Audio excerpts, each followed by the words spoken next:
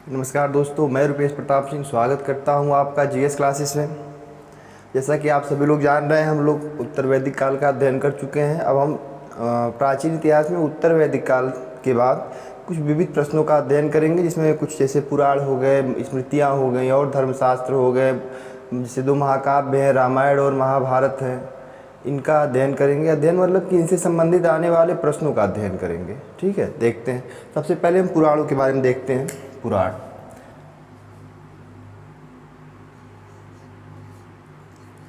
पुराण इनकी संख्या है टोटल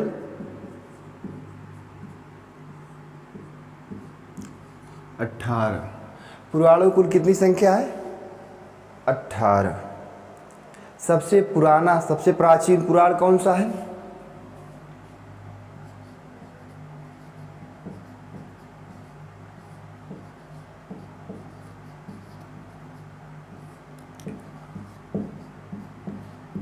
सबसे प्राचीन पुराण कौन सा है? सबसे प्राचीन पुराण है मत्स्य पुराण।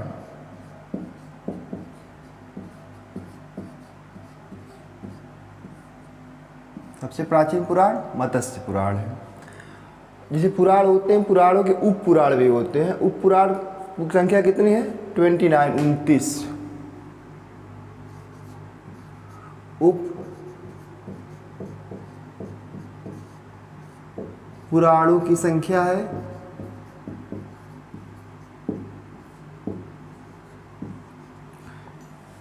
29।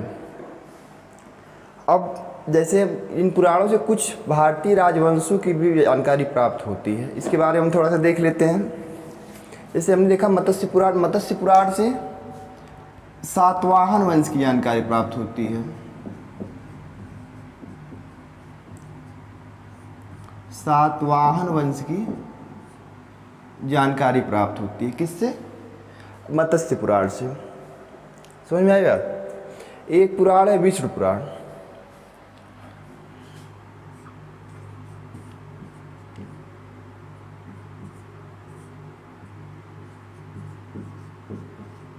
विष्णु पुराण से क्या है?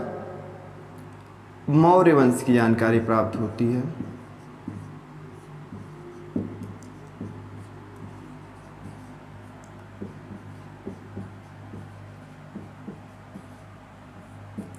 मौर्य वंश की जानकारी प्राप्त होती है। एक पुराण है वायु पुराण। वायु पुराण से हमको किसकी जानकारी प्राप्त होती है? गुप्त वंश की और शुंग वंश की जानकारी प्राप्त होती है।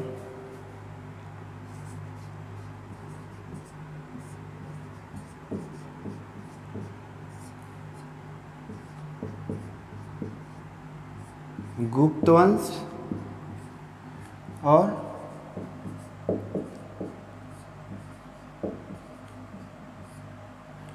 शुंग वंश की जानकारी प्राप्त होती है। समझ में आई बात? अग्नि पुराण।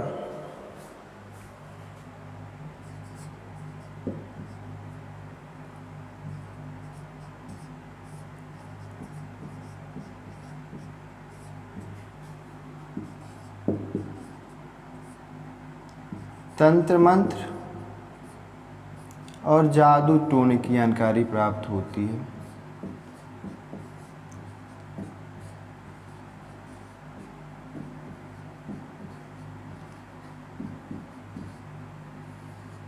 की जानकारी प्राप्त होती है। अब देखिए वायु पुराण, जैसे इतनी चीज़ें आपको मतलब यार ये प्रश्न सीधे उठाए जाएंगे। सबसे प्राचीन पुराण कौन सा है? मत्स्य पुराण है। उप पुराणों की संख्या 29 है। पुराणों की संख्या कितनी है? 18 है। वायु पुराण से किस किस वंश की जानकारी प्राप्त होती है? विष्णु पुराण से किस वंश की जानकारी प्राप्त होती है? मत्स्य पुराण से किस वंश की जानकारी प्राप्त होती है? अग्नि पुराण में क्या है? ये प्रश्न तो आपको सीधे सीधे पूछे जाएंगे, इसको आपको एकदम ध्यान देना है। समझ में आई बात? इसके बाद वायु पुराण से ही ये जानकारी प्राप्त होती है कि दुष्यंत और शकुंतला कहानी आप लोगों ने सुनी होगी, जिनके पुत्र भरत के नाम पर इस देश का नाम भारत पड़ा है। उसमें ये जानकारी प्राप्त होती है कि मतलब भारत का प्रथम गंधर्व विवाह दुष्यंत और शकुंतला का हुआ था, जिनसे उत्पन्न पुत्र भरत के नाम पर इस देश का नाम क्या है? भारत पड़ा। किससे प्राप्त होती है वो जानकारी? वायु पुराण से।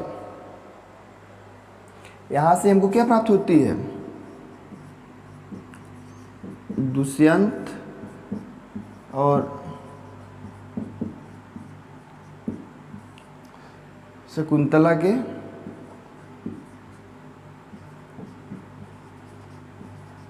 गंधर्व विवाह की जानकारी प्राप्त होती है।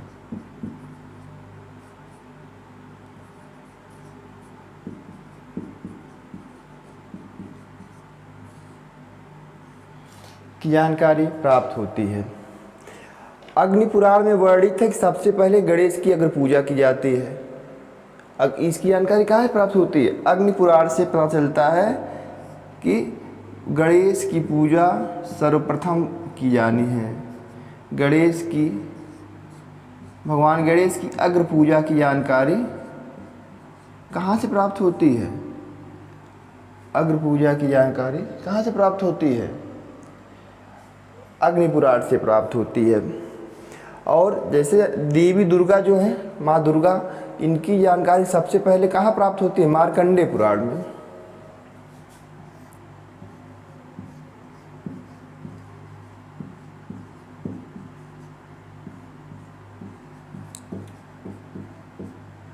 पुराण से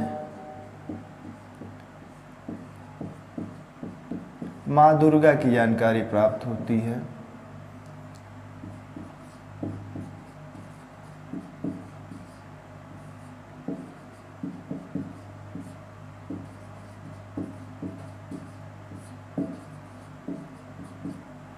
माँ दुर्गा की जानकारी प्राप्त होती है। इसका स्क्रीनशॉट ले लें आप।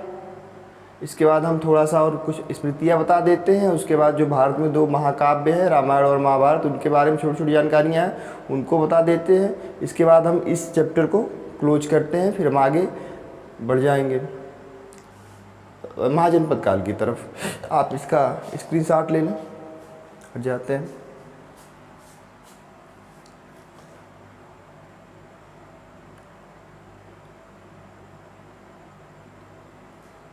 हम आशा करते हैं आपने स्क्रीनशॉट ले लिया होगा। ठीक है, उसको हम रब कर देते हैं।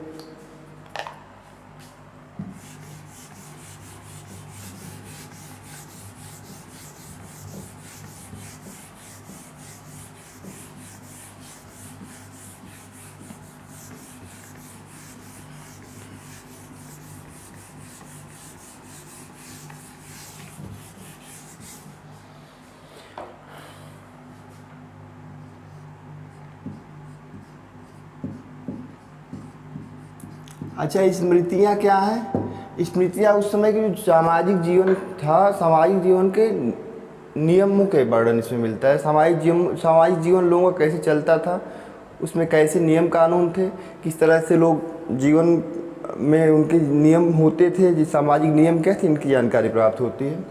सबसे प्राचीन स्मृति क्या है?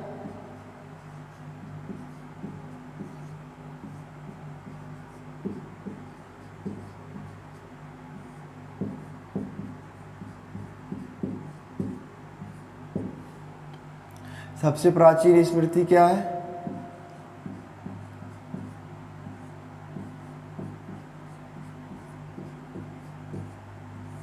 मनु स्मृति। सबसे प्राचीन स्मृति क्या है? और कुछ स्मृतियों के नाम लिख देते हैं, इससे अलावा कुछ ज़्यादा प्रश्न पूछा नहीं है। ज़्यादातर प्रश्न स्मृति से एक पूछा है, सबसे प्राचीन स्मृति कौन सी है?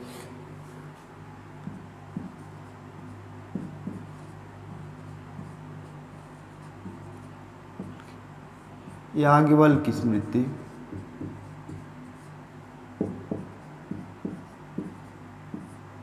नारद स्मृति,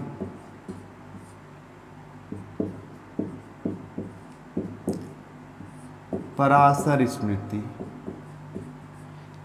ये सब क्या है? ये सब स्मृतियों के नाम हैं। क्या है? स्मृतियों के नाम हैं।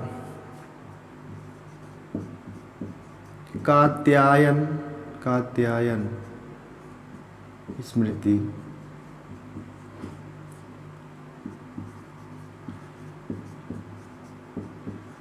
बृहस्पति स्मृति, बृहस्पति स्मृति। ये कुछ स्मृतियों के नाम हैं। इसको आप नोट कर लें, इसको फिर हम रब कर देंगे। फिर हम 2 कॉलम बनाएंगे, एक रामायण के बारे में जानकारी दे देंगे, एक महाभारत की जानकारी दे देंगे। अच्छा, यही संस्कारों की जानकारी दे देते हैं। ये क्या है? ये स्मृतियों की जानकारी है। समझ में आई बात? यहीं पे हम संस्कार, हिंदू धर्म में संस्कारों की संख्या कुल कितनी है? 16।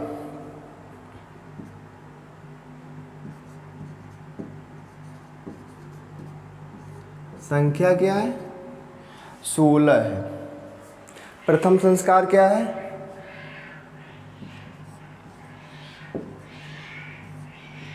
संख्या ही पूछी जाती है। प्रथम गर्भाधान। और क्या है? विवाह जो है 15वां संस्कार है। 15वां संस्कार क्या है? विवाह। और 16वां संस्कार कौन सा है? अंतिम संस्कार श्राद्ध।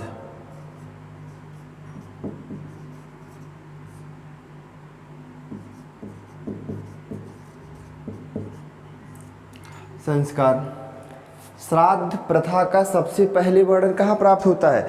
ऋषि दत्तात्रेय के पुत्र ऋषि निमि द्वारा यह प्रथा प्रारंभ की गई थी। जो हमारे ऐसे लोगों की मृत्यु हो जाती है, उस मृत्यु के बाद अंतिम संस्कार श्राद्ध किया जाता है ना, उस श्राद्ध का प्रारंभ किसने किया था? ऋषि दत्तात्रेय के पुत्र निमि द्वारा किया गया था। श्राद्ध संस्कार का प्रारंभ किसने किया था?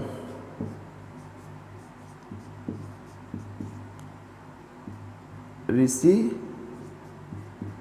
दत्तात्रेय के पुत्र ऋषि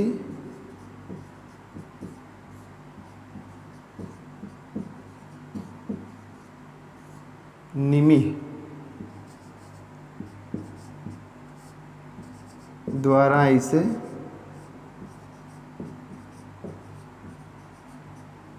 प्रारंभ किया गया था। ये थी जानकारी आपको स्मृति और संस्कारों के बारे में। संस्कार 16, इसके बीच में भी और सारे संस्कार, उपनयन संस्कार है, बहुत सारे संस्कार हैं। इनका आप, इसका कोई बहुत मतलब नहीं है, संख्या ही पूछी जाती है। यहाँ से प्रश्न वैसे उठाए नहीं जाते, अगर पूछा जाएगा तो बस ये पूछा है इनकी संख्या कितनी है? 16। और यहाँ से सबसे महत्वपूर्ण ये है कि सबसे प्राचीन स्मृति कौन सी है? मनुस्मृति। अब इसका आप स्क्रीनशॉट ले लें, इसको हम रब करते हैं। रब करने के अलावा हम क्या, रब करने के बाद हम क्या करेंगे? 2 महाकाव्य हैं, रामायण और महाभारत, इनकी जानकारी दे देते हैं। इस तरह से हम इस तरह के, इसके बाद हम महाजनपद काल की तरफ बढ़ जाएंगे। देख लें इसको, आप इसका स्क्रीनशॉट ले लें।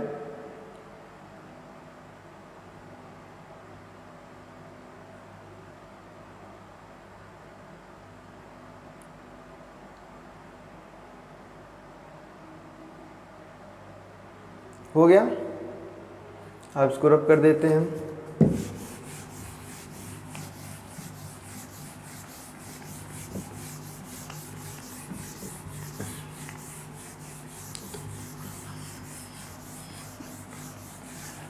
महाकाव्य।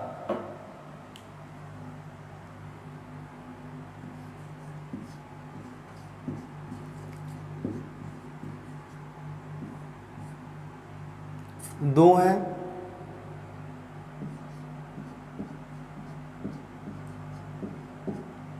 रामायण और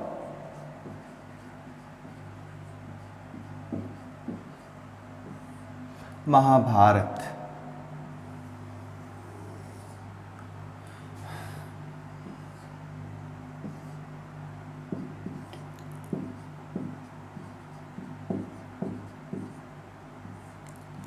सबसे बड़ा है क्या? महाकाव्य। कौन है? महाभारत है। समझ में आई बात? रामायण 2 हैं। पहला आदि रामायण,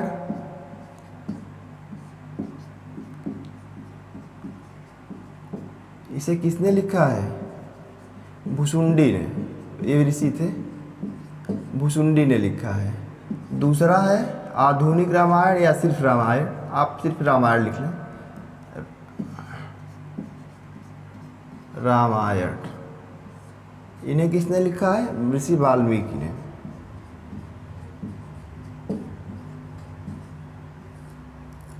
वाल्मीकि ने। कितने अध्याय हैं?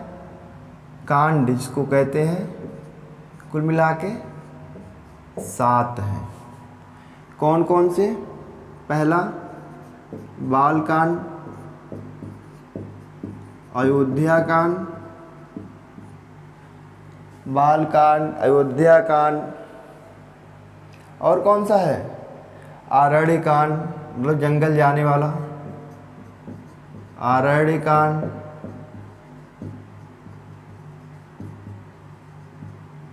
किष्किंधा कांड। किष्किंधा कांड के बाद क्या होता है? सुंदर कांड, फिर लंका कांड, सुंदर कांड, लंका कांड, कितने हो गए? 1 2 3 4 5 6, फिर उत्तर कांड। सबसे छोटा कांड कौन सा है? किष्किंधा कांड है। सबसे छोटा कांड कौन है? किष्किंधा कांड। सबसे छोटा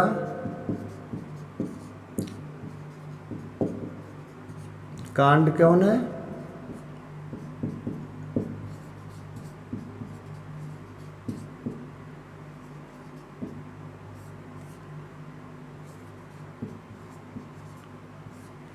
सबसे छोटा कांड कौन है? किष्किंधा कांड है। इसमें कितने हैं? 67 सर्ग हैं। कितने हैं?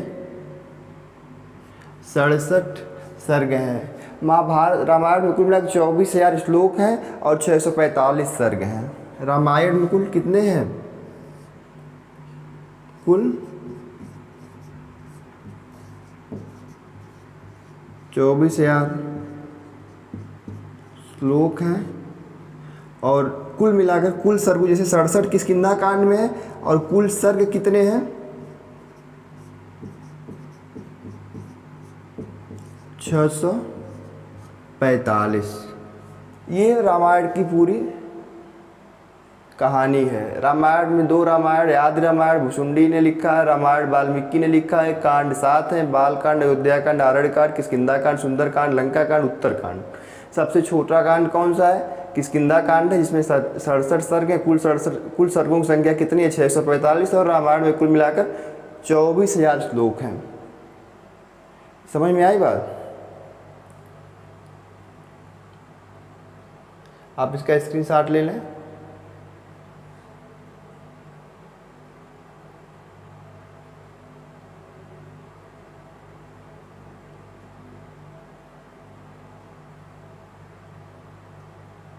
अब आप देखते हैं महाभारत के बारे में।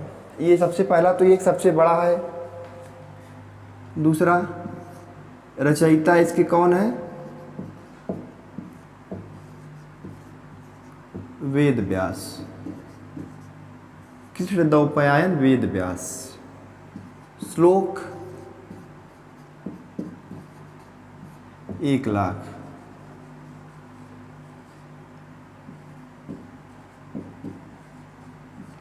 अन्य नाम जय संहिता, जय संहिता, क्या है? सतसहस्त्री, मतलब 1,00,000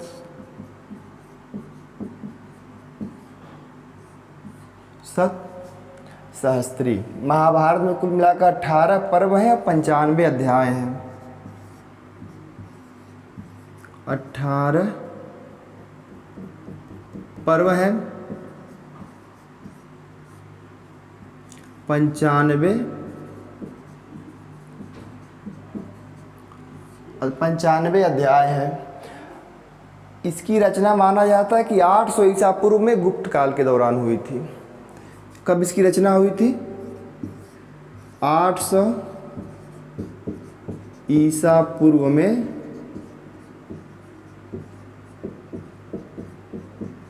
गुप्त काल के दौरान हुई थी। काल के दौरान हुई थी। ऐहोल अभिलेख मानता है, ऐहोल अभिलेख से जानकारी प्राप्त होती है। अभिलेख कहता है, इसके अनुसार क्या है कि 3829 बीसी में इसकी रचना हुई थी। 3829 बीसी में महाभारत की रचना हुई थी। इतनी बात समझ में आई बात। और भारत की मतलब 3829 बीसी में, और जो सामान्य मान्यताएं हैं भारत में, उनके अनुसार, सामान्य मान्यताओं के अनुसार